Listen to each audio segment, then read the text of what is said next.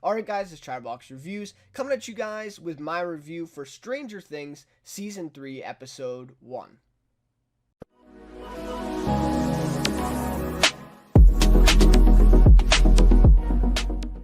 Alright, so a new season of Stranger Things just hit Netflix today, July 4th, which I do commend them a lot for picking this date, right? A very smart date. A lot of people off work, off school, if they were even still in school, right? And so they can take the day to watch the new season of Stranger Things. So, really awesome stuff. Of course, they took their time with this season. Last episodes we saw were October 2017 with Season 2. So it's been a little bit. It would have been 2 years in October, right? So it's been a while, but I have to say, I think it was the smart move. I think Season 2 to me was definitely a step down from Season 1. Now, while, Season 2s are always hard, or they kind of have a difficulty capturing what the first seasons did. I mean, very rare that you see shows with a Season 2 that top what they were able to do in Season 1. And I felt like this show, definitely took a step down, yet it was still very entertaining. I just finished binge watching Season 2 again to catch up here with Season 3 just a couple days ago. And so I thought it was, good, but definitely a step down. I think the majority of people that I've listened to, talked to, heard from have agreed with that. So anyways, love to hear your guys' thoughts on this episode. How did they start off Season 3? And I'm assuming that probably some of you have already seen some more episodes. I've only seen this episode. That's the way I'm doing these reviews, because I don't want to, try to spoil anything for future episodes. So I've only seen this first episode.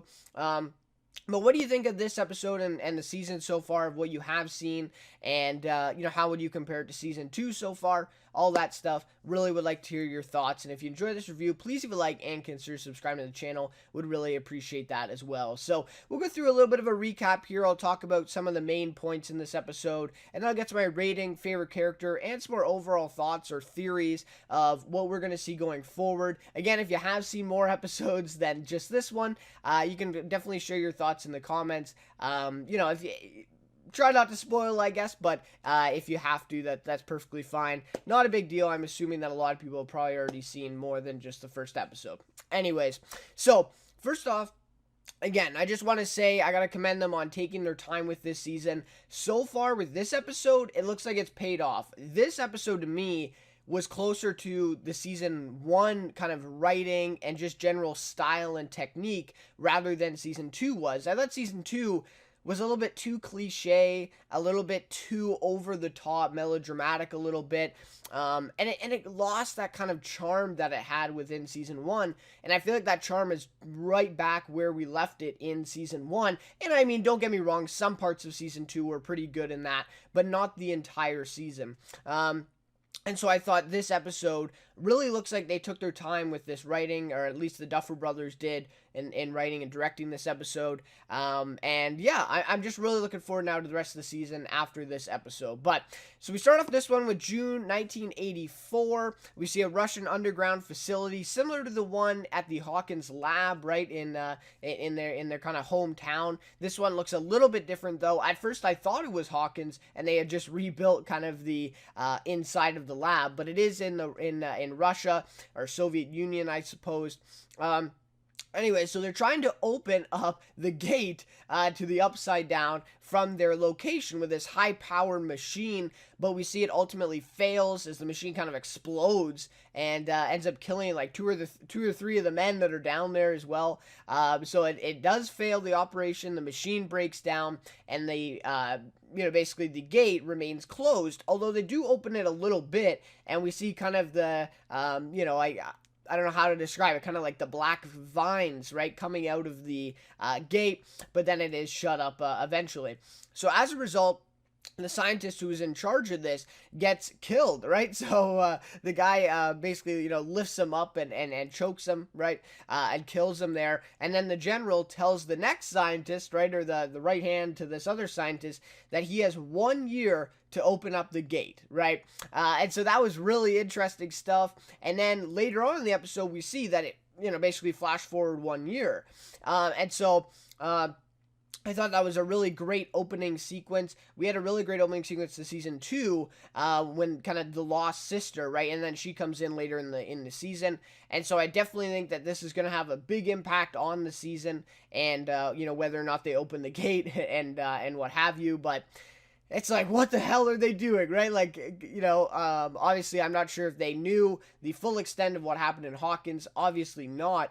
And they're now trying to open this gate and make contact themselves. And so we'll have to see where this goes, if they're able to open it this time. But it does look like at the end of the episode that they're well on their way to opening it. So, not good, right? You saw all what 11 did and what all the group did last season to close this thing, and now these Russians are trying to open it. Anyways, so 1 year later, then we skip ahead, so we're now in June 1985, I believe, I think it's 1985. So we see the kids again, right? The main group, except minus 11. We see them going to see, they're going to watch a movie at the theater in the mall.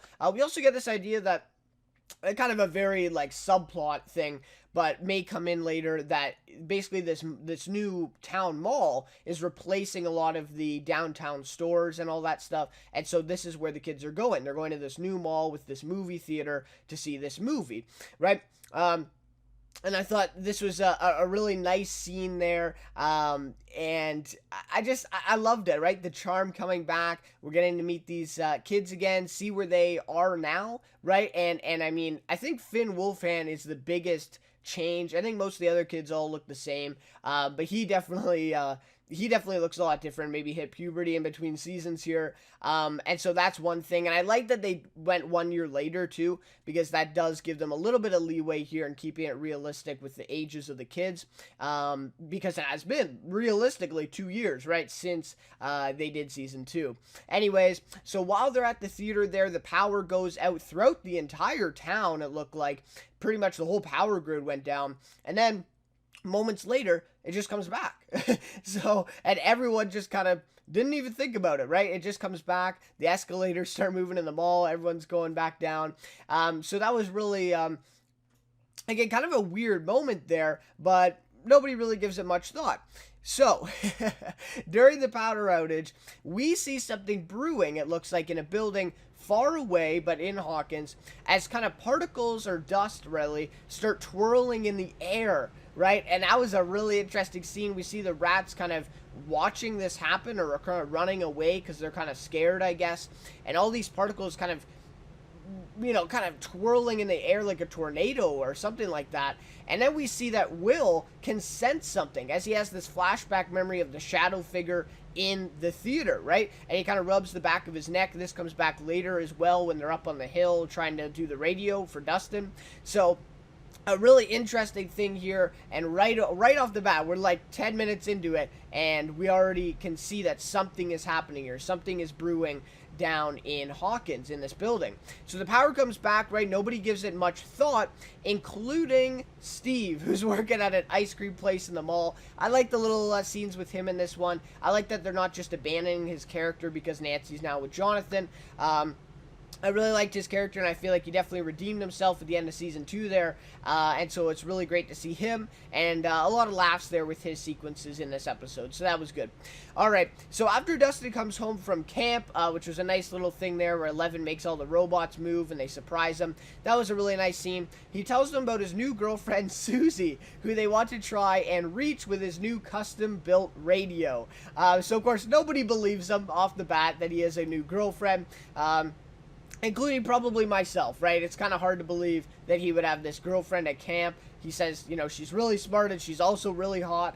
And then we get a couple lines there from Lucas later on. That was really great too. Anyways, and so they have basically no success. They go up on this big hill in the field and try to set up this custom-built kind of radio broadcasting, technology there. And really no success. Right, she doesn't respond, right, but it does bring the group together a little bit. We do see, though, that Mike and Eleven ditch them to go off alone and be together, probably make out or something like that, right, and so we already see that kind of rift between Mike, Eleven, and then the other kids, right, which includes, Max, Lucas, Dustin, and Will. And so I thought that was a really nice touch, though, and a lot of stuff with Mike and Eleven in this episode that goes along then with Hopper as well. So anyway, so it brings the group together. All okay, right? All kind of fun and games. And then later that night, as Lucas, Max, and Will figure that he's just lying about this Suzie girl, right? After trying for hours, it seemed like, and he got no reply from her on the radio, of course. So they all leave him and go home, but just as they're leaving, of course, something happens. We see Dustin intercept a Russian transmission on the radio, saying something like the silver cat feeds or something like that. I'm not sure if these lines are meaningful or not. To me, they didn't seem too meaningful, but maybe if you can make them out some type of metaphor for something that's going on with the gate. I'm not sure, but either way, he hears these lines, but then we actually see, right? So as we're hearing these words from the Russian man on the broadcast, we actually go there, right? We go to the Russian facility, and we watch as the scientist from the beginning flashback makes his way to the observatory room to watch the gate opening, right? Because now we get this idea that it's been a year since the very beginning, since they tried the first time, and now it is this scientist's turn to prove to the general, I guess, or the comrade general there, right, that he can open it now. So really interesting stuff here, crazy stuff. So we see the scientist going up to this observatory room, and I think the one other scientist says beautiful or something like that. And so it looks like they're very close to opening the gate now, and at least trying to test it out. Have mercy, man, right? Like, why are they opening the gate again? But we'll have to see how that goes in the coming episodes, and if they're able to do it, which they probably will be, right? It would just make sense if they actually do open it, and stuff starts to happen. Anyways, so then contrast to that, we see Hopper dealing with Mike and Eleven. He gets some help from Joyce in the process, kind of writes out a script for him to say, about creating boundaries and stuff, talking to Mike and Eleven about it, because he's kind of having a tough time, right, being the father of Eleven and trying to manage this newfound relationship with Mike and Eleven, and so it's really interesting. We see him lie to Mike about his grandma just to drive him home and talk to him, right, to get him in the truck, doing the exact opposite of what Joyce gave him as advice with this whole speech and everything. He just abandons that, lies to Mike, gets him in the truck, and just starts yelling at him and all that stuff, threatening him a little bit. And so anyways, I thought that was really great, though. Some great humor from these sequences with Hopper. I hope that, obviously, I don't think they're going to make his character just kind of a caricature, if you will, right? Or just kind of the source for comedic value. I hope not, although he was a little bit in Season 2. I think this is just a stepping stone for his character, though, and what he's kind of going through. With things dying down, there's always got to be some drama here, and I feel like that's what Hopper's dealing with right now. And then we also see one of my favorite scenes in this episode was Joyce having that flashback to Bob. Man, Sean Astin was one of the best parts of Season 2, I gotta say, for me at least. And to see him in that flashback was really awesome. We see on the fridge, too, Bob Newby, superhero, the little drawings on the fridge there. So just some really great callbacks as well to some stuff in Season 2 that was obviously really great. So that was good. And yeah, so Hopper trying to deal with Mike and Eleven, being that father to Eleven at this point. He even calls her his daughter in this episode. So some really great stuff. And we'll have to see how Hopper manages that father role in the future. So that was really good. And then we see while at her new job, Nancy cleans up the workroom at the Hawkins Post. So she got this new job. Jonathan is also working there as a photographer, it looks like. But anyway, so she's there. She's cleaning up the workroom pretty much. And then we see a woman calls about a disease of rats. Or at least that she has seen this, right? And she's reporting it to the Hawkins Post, but Nancy is the only one there at the point. So then we see this sequence of these rats all scurrying downstairs in the same building from before, where the particles were kind of twirling around in the air, and we see them go down to this floor and just start mysteriously exploding, like, everywhere, right? Everywhere on the floor, they're just exploding. And it's very weird, right? Like, it doesn't make a lot of sense with all this stuff, and why they would be going down there and then exploding right away, right? Like, when they kind of it seemed to me at least that they were kind of drawn down there and then they exploded, right? And so it's really interesting to see that whole sequence, and then we see the ending sequence, which was really great. And I like the way they set this up too, where they give us like little pieces here and there, and then at the very end, kind of give us this big shocking cliffhanger. To tie things up with the rats and the twirling particles and everything that had to do with this building here, right?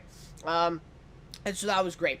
All right, so the ending sequence here. So so Billy is on his way to pick up Karen Wheeler for a date, I guess you could call it.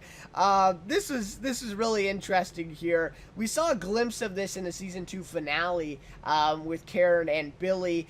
So it seems like just a very weird relationship here, right? It seems like she is just, not gotten enough attention from, I believe it's Ted, who is her husband, Mike's dad, and Nancy's dad, and so she is kind of drawn in by Billy, obviously attracted to him.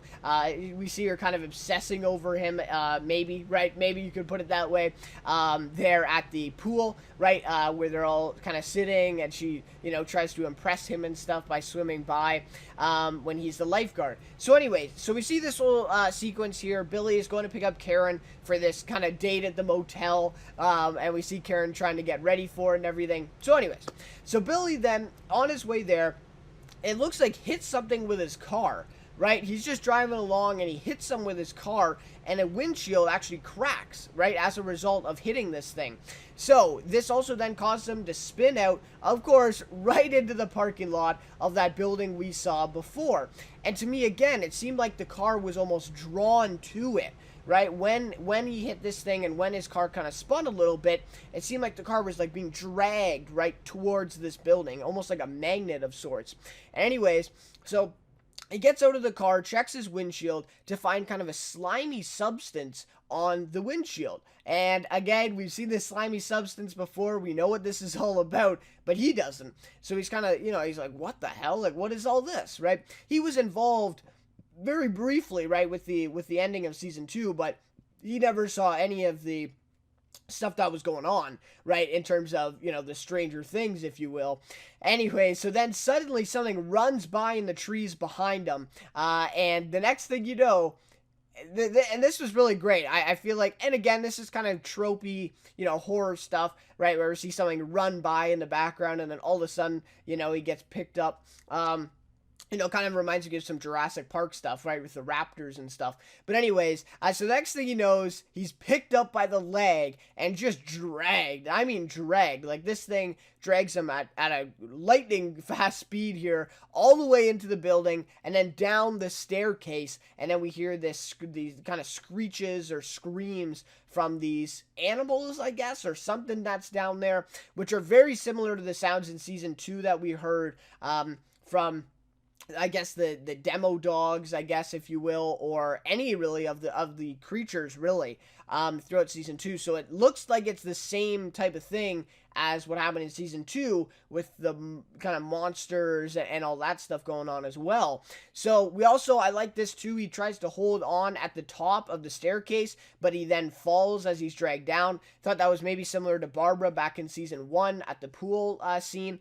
And I thought that was really cool that they're making these callbacks and kind of, basically, throwing these little things in there to see if you would catch them or not. And I don't think it's that they're overusing these things. I just think it's definitely just kind of, kind of wink wink back at you for other things from the series. So anyways, Stranger Things already happening here, just a few minutes, into the season, I guess, right? About 47 minutes or something this episode was. And we already see a lot of stuff in this episode, and especially in this end sequence. So, to me, is this a new creature or just another one of the demo dogs from last season? And who is controlling this? I know I believe it's the episode 8 or I think it's episode 7 or 8 that I've seen that something involving the Mind Flayer is gonna be back in this one, and that's not spoiling. That's literally in the synopsis for the episodes. Don't get me wrong, I haven't seen the episode, I'm not spoiling, but that is in the synopsis for these future episodes. And so, I don't know. I'm not sure if the Mind Flayer is going to come back, the Demo Dogs are going to come back, or maybe this is a new creature that's kind of brewing there with something to do with the rats, maybe consuming the rats and getting bigger, like we saw Dart do in season 2 with Dustin, so eating his cat, right? So anyways, we'll have to see if these are new creatures. I hope they are, because I'd like some more, originality, some new fresh stuff in the season, but if it's the same thing, we know what we're up against. Anyways, that's where we end off this episode. Alright, so in terms of a rating for this one, I'm going to give this one a 4.7 out of 5. I thought it was a great first episode to start off the season, and of course this is obviously a binge show. It's not really meant to have, a really impactful first episode to make you keep watching the next ones, because they just go on the assumption that you're basically just going to watch all 8. But even then, I feel like it was a really great episode and just setting things up. Of course, we did get, actually, I can't remember if season 1, episode 1 was quite as maybe aggressive as this one in showing us kind of the Stranger Things, if you will, right off the bat like this. Season 2, episode 1, I don't think was this aggressive. I think the only thing that we got really was that Dart was in that trash can at Dustin's house. I think that was the big reveal. And this one, obviously, I would say more aggressive or more impactful than that one.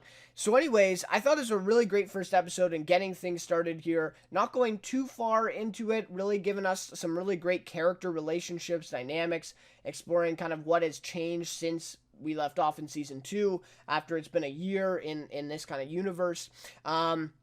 But also with giving us those, those kind of creeps and those scares as well along the way. So I thought it was really great. Again, good job of catching us up with the character dynamics and relationships at this point. We see the kids growing up a little bit, changing the even, dynamics within the party of the friends is changing, with Mike and Eleven kind of going off on their own, Lucas and Max together now.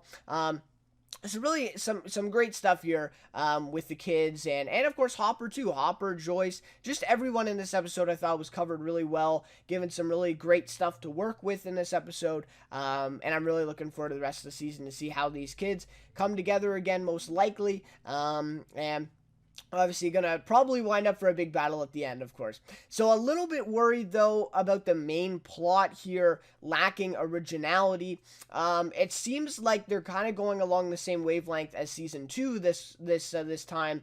Where I thought season 2 was a little bit different. It was kind of more grandiose than season 1 to me, in the stuff that they tackled, of course, with the kind of Stranger Things, right? The supernatural element or the kind of horror aspect of it, I thought was definitely a little bit more bigger, a little bit more impactful, and I don't know, this season it seems like so far a little bit more of the same, and so I was hoping for something that is kind of new. I was hoping that we're gonna kind of leave the Upside Down world alone for a little bit, but it doesn't look like that. Right off the bat, we see them trying to open the gate to the Upside Down again, and so again, maybe because it's been effective so far, they're going to use that same concept again and just build off from it. But I'm just hoping for something a little bit more unique with this season. Of course, it's a really challenging thing to come up with these new stories every season while still kind of connected to the same thing. So again, I've only seen 1 episode at this point, so I really can't pass too much judgment so far.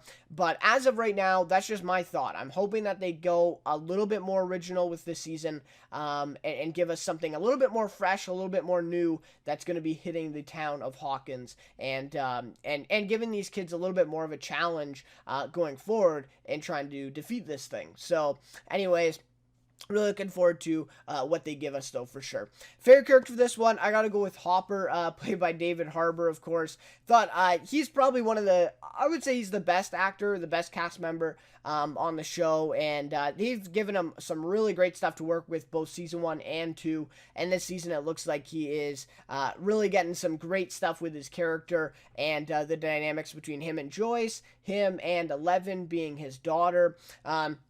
and him kind of accepting that father role. So really interesting stuff for Hopper. And again, I hope that, they kind of branch out from this comedy, which I've, no doubt that they will do. But in this episode, he was kind of, comedic value in this one. But we also see him get pretty serious there with Will at the end. And again, adopting that father role and looking after Eleven. So anyways, really great stuff here for episode 1. I thought this was a really great episode. Get us into it. Get us back into the mix of Stranger Things. And I'm really looking forward to the rest of Season 3. So we'll be doing reviews for all the 8 episodes. Hopefully at least one per day going forward here. So please stay tuned if you're interested in watching those reviews. Really would appreciate it. But anyways, thank you so much for watching this one. Thank you so much for the support on the channel recently. Can't thank you guys enough for that. I really do appreciate it. But again, really looking forward to the rest of this season of Stranger Things. And we'll see you then next for Stranger Things Season 3, Episode 2.